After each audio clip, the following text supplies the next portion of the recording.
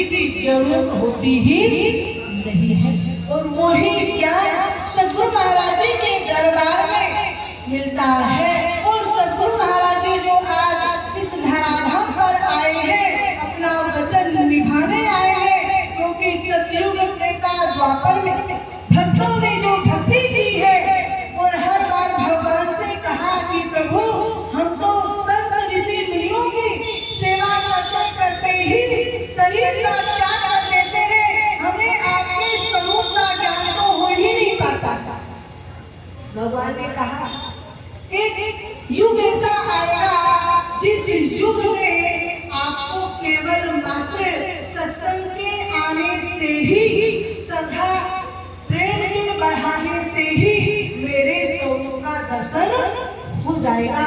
और सच में आज ऐसा ही है कि आप लोग सत्संग में आते हैं, थोड़ा सा श्रद्धा और प्रेम दिखाते हैं और उसी से आपको आत्मा स्वरूप भगवान का दर्शन होता है कि नहीं होता है?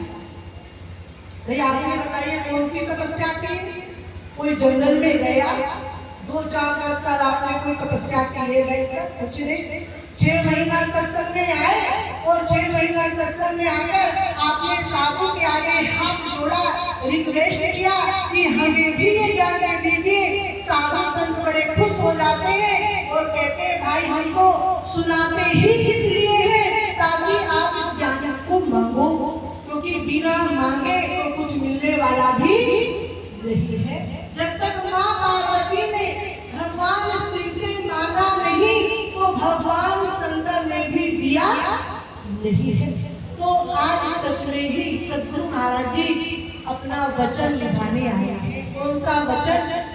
कि जो भक्तों का सतयुग त्रेता द्वापर में भक्तों ने तपस्या करते करते अपने शरीर को छोड़ दिया, लेकिन ज्ञान की प्राप्ति नहीं हो पाई। भक्तों ने तपस्या करते करते अनेक कष्ट सहे, लेकिन वो भगवान का दर्शन नहीं कर पाए। आज सदगुरु महाराज जी उसी वचन को निभाने आए हैं और उसी को वचन को निभाते हुए अपने वचन को पूरा कर रहे हैं। तो हम सच में आप लोगों से यही बात कहेंगे कि अगर सच में आपको इस ज्ञान से आनंद उठाना है, इस ज्ञान को प्राप्त करना है, तो आपको क्या करना होगा?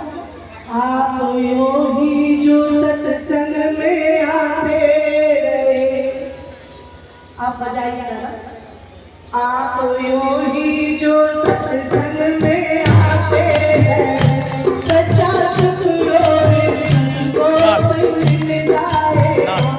सच्चा सुख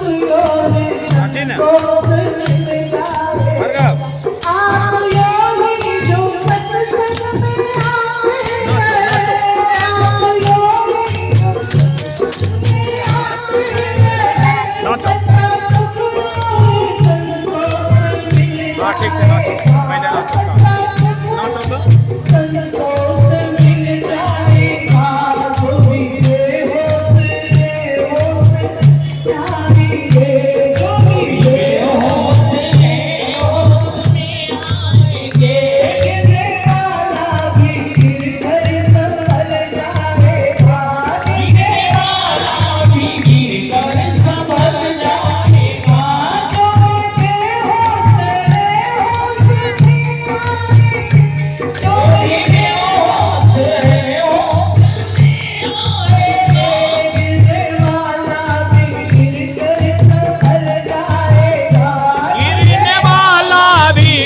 आप योगी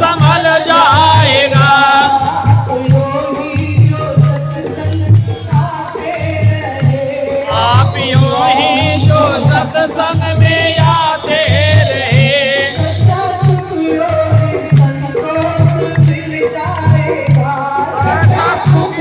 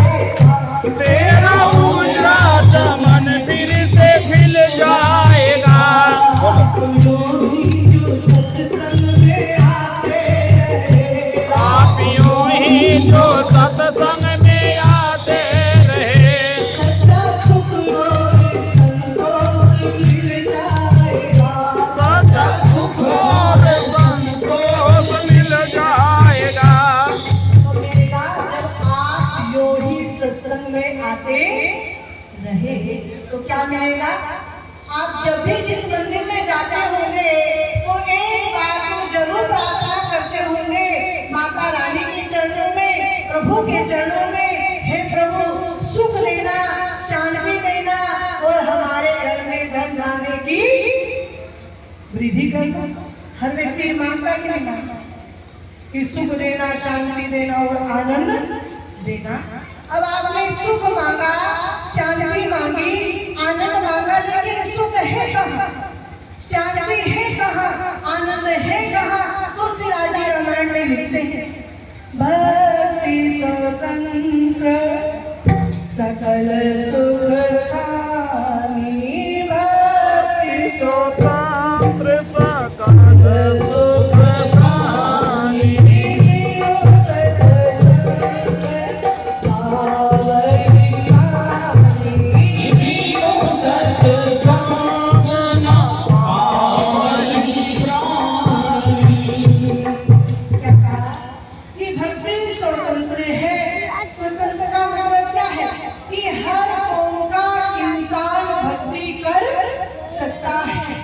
किसी के जाति पाति के बंधनों में नहीं बंधी। उसको ब्राह्मण भी कर सकता है तो उसको शूद्र भी कर सकता है, उसको अमीर भी कर सकता है, उसको गरीब भी कर सकता है, उसको साधु भी कर सकता है और उसको कृष्ण में रहने वाला भी कर सकता है। जो किसी के अधीन ना हो उसको ही तो स्वतंत्र कहा जाता है। और हम आपसे पूछते हैं कि सच में आप ये बताइए कि जो हमारे शरीर में भी एक चीज स्वतंत्र है और वो कहीं ना कहीं बंधनों में बंधी भी है, जो हमारे शरीर में श्वास चल रहे हैं वो आपके अधीन है या स्वतंत्र है? अधीन है, स्वतंत्र है, स्वतंत्र है। आप लोग यहाँ बैठे हो, आपकी श्वास चल रही है कि नहीं चल रही? देख लो, ऐसा तो नहीं है कि खगड़िया पहुंच गई। आपके पास है, आपकी श्वास आपके पास है। अगर श्वास आपके पास है तो श्वासों को चलाने वाला भी आपके पास में है कि नहीं? है।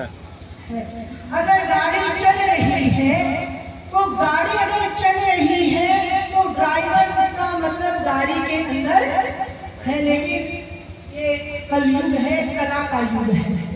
आजकल तो एक से एक सिस्टम है कि आप दूर बैठे ही और बटन दबाइए और आपकी गाड़ी चलती चली जाएगी। विदेशों में ये सिस्टम लागू नहीं है, इस सब जगह ड्राइवर की आवश्यकता नहीं। लेकिन संसार में कुछ भी हो सकता है, संसार में कुछ बहुत बदलाव हो सकते हैं, लेकिन हमारे श्वासों को चलाने वाला अगर हमारे श्वासों से दूर हो गया तो हमारा श्वास चलने वाला नहीं। ये रिमोट से भी चलता है, हर चीज रिमोट से चलने लग गई है ना। एलडी रिमोट से चलता है, गाड़ी रिमोट से चलने लगी है। विदेशों में जाइए तो रिमोट से हर चीज चालू है, लेकिन श्वास रिमोट से चालू है। एक श्वास ही ऐसा बचा है जिसमें ज्ञान विज्ञान सब हार गए। श्वासों को आज तक कोई अपने बस में कर ही नहीं पाया और न कर पाता। और हमारे संत बार बार श्वासों की ओर ही ध्यान दिलाते हैं और कहते हैं कि संसार में हम किसको जानने आए थे और क्या जान रहे हैं। कहते हमने ये देखा वो देखा, मैंने ये जाना वो जाना, मैंने बहुत कुछ जाना, लेकिन संतों ने कहा क्या तुमने अपने प्राणों को जाना? क्या तुमने अपने श्वासों को जाना? अगर तुमने श्वासों को नहीं जाना, प्राणों को नहीं जाना, तो तुमने कुछ भी नहीं जाना। तुमने 4 वेद पढ़ लिए, 6 शास्त्र पढ़ लिए, 18 पुराण पढ़ लिए, 108 उपनिषद पढ़ लिए, लेकिन जो तुम्हारे श्वासों को चलाने वाला है क्या तुमने उसको जाना, उसको देखा? अगर ये मंच लगा है सद्गुरुदेव श्री सतपाल जी महाराज जी का, तो यहाँ बार बार यही संकेत किया जाता है कि आपने दुनिया को जाना, अगर अपने श्वासों को नहीं जाना तो आपने कुछ भी नहीं जाना। ये याद सबरी पढ़ी लिखी नहीं थी, ठीक है, बिल्कुल नहीं पढ़ी लिखी थी, लेकिन कोई विद्वान भी नहीं थी, रूपवान भी नहीं थी, धनवान भी नहीं थी, लेकिन गुरु की शरण में गई, सेवा किया और सेवा से खुश होकर गुरु मतंग ऋषि ने उन्हें जो ज्ञान दिया और उन्होंने जो साधना की, जो सेवा की, आज सारा संसार संत ऋषि मुनि गुरुजन सबरी की नेति नेति महिमा गाते हैं। क्यों गा रहे हैं? कभी विचार किया? भगवान सबरी के झूठे पेड़ खा रहे, क्यों खा रहे हैं? जो उसका सेवा का भाव था, जो गुरु वचनों में मन मिटने का भाव था। आज सुनाने को सारी दुनिया का सबरी का इतिहास सुनाती है, लेकिन जब तक सबरी जैसे